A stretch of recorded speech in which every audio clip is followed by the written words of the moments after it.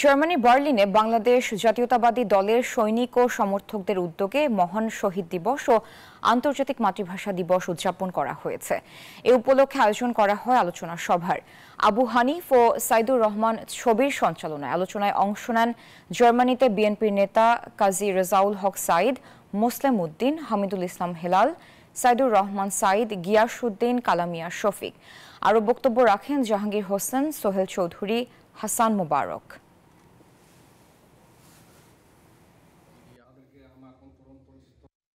আজকের দিনটি অনুপ্রেরণা চেতনার। আজ আমরা এখানে বিভিন্নভাবে দূরে থেকেও আমরা আবার বাংলা ভাষাকে আমরা ইন্টারনেটে বিভিন্নভাবে দেখতে পারতেছি। আমার জানতে হবে তার পটভূমিটা কখন থেকে শুরু হয়েছে।